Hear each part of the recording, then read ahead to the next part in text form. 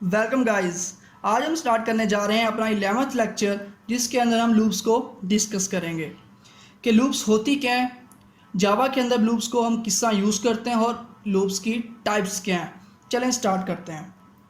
First of all हम ये check करेंगे लूप्स होती क्या हैं। आपको इसके नाम से वाज़े पता चल रहा होगा कि लूप्स होती हैं किसी भी इंस्ट्रक्शन या फंक्शन को आप नंबर ऑफ टाइम्स प्रिंट करवाना चाह रहे हो या उसकी आउटपुट लेना चाह रहे हो, वहाँ आप क्या करोगे, लूप्स को यूज़ करोगे। इसमें असल में लूप्स में होता क्या है, इसमें स्टार्ट में आपके पास एक कंडीशन होती है, कंडीशन को आप चेक करते हो, कंडीशन के बाद आप डिफरेंट स्टेटमेंट्स की आउटपुट लेते हो, उसके बाद आपके पास नेक्स्ट इंस्ट्रक्शन के लिए तो वहाँ इंक्रीमेंट या डिक्रीमेंट आप करते हो। उसके बाद जाके दोबारा लूप इस तरह नंबर ऑफ़ टाइम्स चलती जाती है। अगर आप सिंटैक्स देखेंगे आपको ज़्यादा अच्छे तरीके से समझ आ जाएगा। जावा के अंदर 3 तरीके होते हैं लूप्स के, मतलब 3 टाइप्स होती हैं लूप्स की। वो कौन सी होती हैं? उसमें आपके पास वाइल लूप होती है, फॉर लूप होती है और डू वाइल लूप होती है। ये 3 लूप्स होती हैं। इन तीनों लूप्स के जो सिंटैक्स हैं वो थोड़े से डिफरेंट होते हैं। तो पहले हम वाइल लूप को चेक करते हैं, इसका सिंटैक्स क्या है, फिर आपको बाकी भी स्टेप बाय स्टेप अंडरस्टैंड हो जाएंगी। फर्स्ट ऑफ ऑल हमारे पास है वाइल लूप। वाइल लूप के अंदर होता क्या है, सबसे पहले वाइल लिखेंगे आप यहाँ पे। वाइल लिखने के बाद बुलियन कंडीशन देंगे इस यहाँ पे। बुलियन कंडीशन सपोज आप यहाँ लिख रहे हो x smaller than y, x smaller than n equal to y, मतलब कि x की वैल्यू तब तक चलती है जब तक वो smaller than equal to y नहीं आ जाता, तब तक आपकी लूप एग्जीक्यूट होती रहे। तो यहाँ कोई भी कंडीशन लिख सकते हो, आगे एग्जांपल आप देखेंगे आपको समझ आ जाएगी।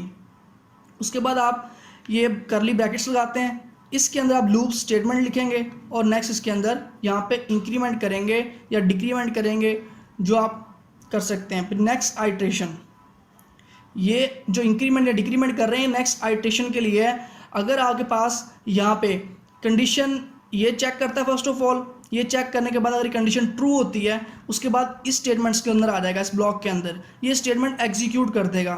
फिर यहाँ पे वो नेक्स्ट आइट्रेशन पे चला जाएगा, नेक्स्ट आइट्रेशन से फिर यहाँ पे आके दोबारा लूप पे आएगा, यहाँ पे चेक करेगा जो नेक्स्ट आइट्रेशन है वो कंडीशन ट्रू उसमें हो रही है या नहीं है। अगर ट्रू हो रही है ठीक है, फिर दोबारा इसको एग्जीक्यूट कर देगा और फिर यहाँ पे आएगा, फिर उससे एक नेक्स्ट नंबर ले लेगा, इंक्रीमेंट कर देगा उसके अंदर, फिर नेक्स्ट यहाँ पे चलता जाएगा और तो इस तरह लूप एग्जीक्यूट होती जाएगी। आगे फ्लो चार्ट आपको शो करवाता हूँ, आपको इजीली समझ आ जाएगा। फर्स्ट ऑफ ऑल होता क्या है, सबसे पहले आप जब प्रोग्राम को रन करते हो तो वो फर्स्ट ऑफ ऑल क्या करेगा, वाइल के अंदर आके कंडीशन को चेक करेगा। ठीक है, कंडीशन अगर हो जाती है ट्रू तो लूप्स की स्टेटमेंट्स को एग्जीक्यूट कर देगा और अगेन यहाँ पे आ जाएगा कंडीशन के ऊपर, फिर अगेन कंडीशन चेक करेगा। अगर कंडीशन ट्रू होती है फिर अगेन लूप की स्टेटमेंट को एग्जीक्यूट कर देगा। जहाँ पे आपकी कंडीशन फॉल्स हुई तो वो बाहर ब्लॉक के बाहर आ जाएगा और उसकी आउटपुट प्रिंट करवा देगा या फिर नेक्स्ट स्टेटमेंट्स को रीड करने शुरू हो जाएगा। While loop start with checking of condition, या आपने पढ़ लिया कि कंडीशन से स्टार्ट होता है। If it is evaluated true, अगर ये ठीक हो जाए तो वो क्या करेगा, ये बॉडी को एग्जीक्यूट करता रहेगा। तो बार बार एग्जीक्यूशन के लिए और फर्स्ट ऑफ ऑल ये कंडीशन चेक करती है लूप में। सबसे पहले वाइल लूप के अंदर सबसे पहले आप कंडीशन चेक करते हो, जिसकी वजह से उसको हम क्या कहते हैं, एंट्री कंट्रोल लूप कहते हैं वाइल लूप को, इसी वजह से। बाकी तमाम ये वही चीज़ लिखी हुई है जो मैंने आपको सिंपली बता दी है। अगर नेक्स्ट इसकी एग्जांपल देखते हैं। एग्जांपल के अंदर आपको एक क्लास लूप दी हुई है, अब उसके अंदर मेन फंक्शन के अंदर इंट लिया है आई इज इक्वल टू 1 के एक आपने इनिशियलाइज कर दिया, इंटीजर टाइप की वैल्यू ली आई इज इक्वल टू 1। फिर वाइल के अंदर आए आपने कंडीशन चेक की, जब तक आई की वैल्यू स्मॉलर देन 10 रहे या उसके इक्वल रहे तो क्या करे, नंबर प्रिंट करवाता जाए। तो क्या करेगा, ये आपके पास 1 से लेकर 10 तक काउंटिंग प्रिंट करवाएगा। वो किस तरह, जो ये प्लस आई लिखा हुआ है इसका मतलब ये है इसके अंदर ये +1 करेगा, 1 का इंक्रीमेंट करेगा इसके अंदर। वो किस तरह होता है, आप इसको इस तरह भी लिख सकते हो कि आई प्लस इज इक्वल टू 1, आप इस कंडीशन में भी इसको लिख सकते हो। तो फर्स्ट ऑफ ऑल यहाँ पे आई चेक किया, कंडीशन आई स्मॉलर देन 10 है, तो इसके अंदर आया, तो ये लाइन तो ये तो एज इज प्रिंट होगी। तो आई के अंदर यहाँ पे सबसे पहले क्या पड़ा हुआ था 1 इस ब्लॉक के अंदर, तो यहाँ एक आप ब्लॉक बना लो, इसके अंदर फर्स्ट ऑफ ऑल पड़ा हुआ था 1, उसने यहाँ पे आके 1 को प्रिंट करवा दिया। फिर नेक्स्ट आया, इसके अंदर आई के अंदर एक और ऐड कर दी वैल्यू, अब इसकी वैल्यू होगी 2 आया, यहाँ पे कंडीशन चेक की कि आई स्मॉलर देन 10 है, तो यहाँ पे 2 प्रिंट करवा देगा। फिर नेक्स्ट आएगा, यहाँ पे एक और इंक्रीमेंट करेगा इस जगह पे, तो ये हो जाएगी इंक्रीमेंट 3 का हो जाएगा, इसमें 1 एक और ऐड कर दिया ये कंडीशन के थ्रू।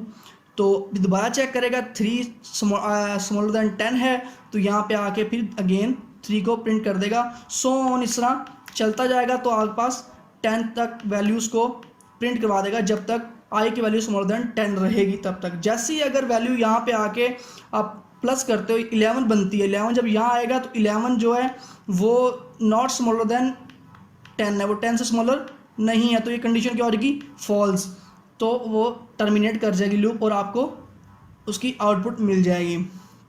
चलें एक छोटी सी प्रैक्टिस देखते हैं, क्वेश्चन देखते हैं, तो फिर हम आगे चलते हैं। फर्स्ट क्वेश्चन है, कह रहा program to find the sum of natural numbers from 1 to 10, कि हमने एक ऐसा प्रोग्राम लिखना है जिसके अंदर हम 100 नंबर्स की, फर्स्ट 100 नंबर्स की आप एडिशन ले सको, उनका सम ले सको। चलें स्टार्ट करते हैं। फर्स्ट ऑफ ऑल आप अपना नेटबीन्स ओपन कर लें, न्यू प्रोजेक्ट क्रिएट कर लें।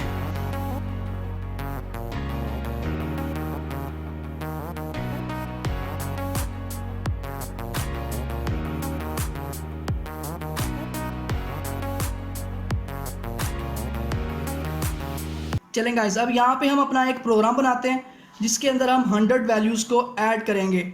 फर्स्ट ऑफ ऑल हम इंटीजर टाइप का आई लेते हैं और एक सम ले लेते हैं, उसको इक्वल टू 0 इनिशियलाइज कर देते हैं, आई को भी हम इक्वल टू 1 इनिशियलाइज कर देते हैं।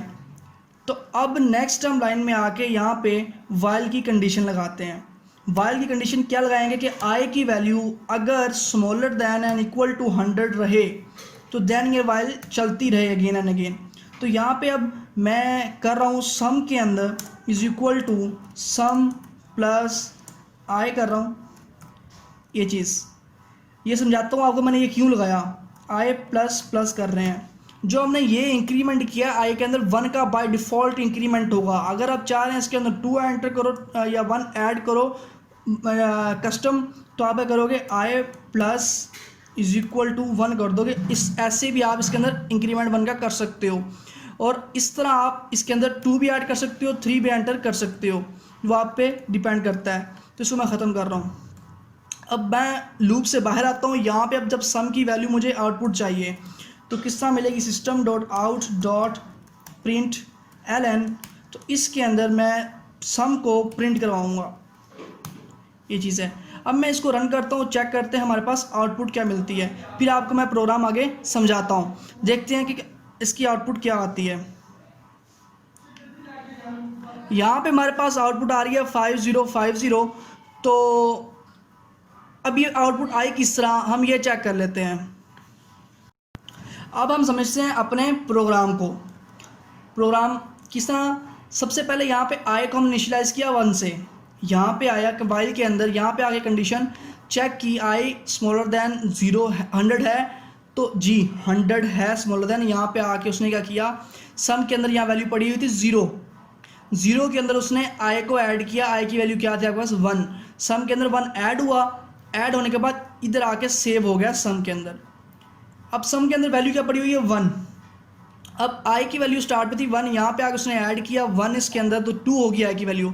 अब दोबारा यहाँ से आके वाइल के अंदर आएगा, वाइल के अंदर अगेन चेक करेगा, अब आई में वैल्यू 2 आ गई है, 2 स्मॉलर देन 100 है, 100 है, तो अब सम के अंदर फिर यहाँ पे 2 ऐड कर देंगे। पहले सम के अंदर 1 पड़ा हुआ था, अब सम के अंदर 2 और ऐड किया, तो हमारे पास सम में वैल्यू कितनी आ गई 3, तो सम के अंदर वैल्यू 3 है। तो यहाँ पे अब जो आई प्लस प्लस है, आई प्लस प्लस में अब पहले वैल्यू आपके पास 2 हो गई थी, अब एक और ऐड करोगे, यहाँ 3 आ गई, 3 आने के बाद वाइल लूप के अंदर आओगे, 3 स्मॉलर देन 100 है, तो नेक्स्ट आप आओगे अगेन इस चीज़ पे, तो अब 3 को ऐड करोगे इस 3 के अंदर, जो सम के अंदर पहले 3 पड़ा हुआ है, तो 3 3 6 हो जाएगा, तो इसी तरह तमाम एग्जीक्यूशन चलती जाएगी जब तक नंबर इक्वल टू 100 नहीं हो जाता आई। तो जब 100 इक्वल टू 100 हो जाएगा तो यहाँ से लूप को टर्मिनेट कर जाएगा और बाहर आ जाएगा और यहाँ पे आपको आउटपुट दे देगा। तो ये प्रोग्राम था आज का। चलिए हम नेक्स्ट एग्जांपल देखेंगे फिर बाद में।